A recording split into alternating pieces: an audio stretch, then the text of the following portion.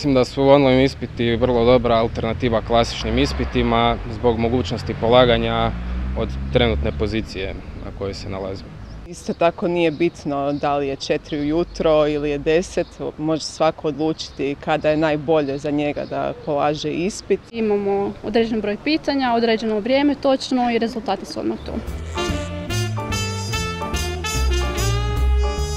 Ja bih rekao da se radilo o jednoj želji i odluci uprave da uvedemo kao prvo informatiziramo nastavu, a u drugom koraku da stvorimo uvjete za studiranje na daljinu.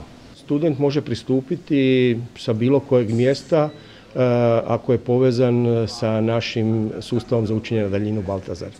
Dakle, u svakom trenutku kad je otvorena mogućnost rješavanja određenih zadataka, testova, može pristupiti i rješavati ga onda kada smatra da je to za njega zgodno.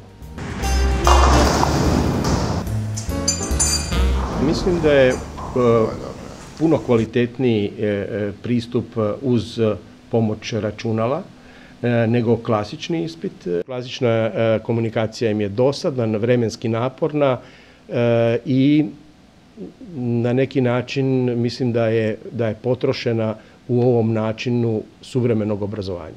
U svakoj novini uvijek imate ljude za ili ljude protiv, uvijek imate i studenata koji su za i studenata koji protiv, i profesora i za i protiv, i većina je protiv kada idete u svaki novi projekt, pa tako i u ovaj.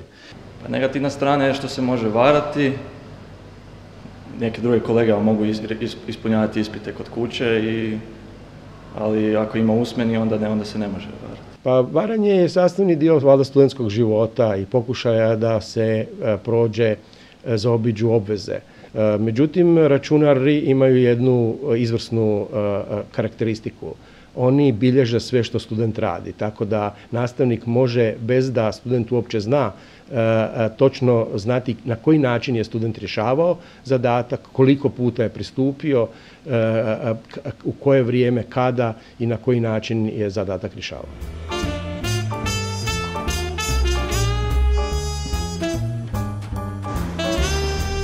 Stvaramo jedan novi, ajmo reći,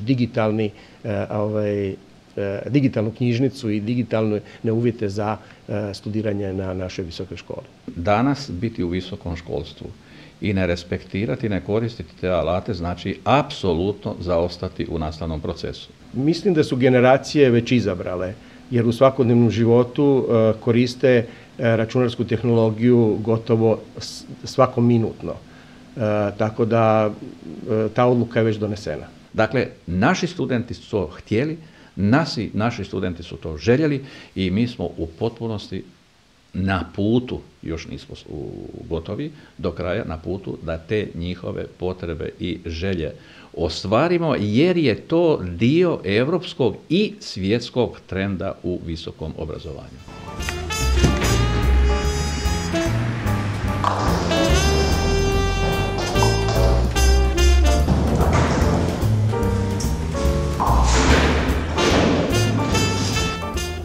Evo ga, uspješno sam položio i kolegica je pobijedila i to je to.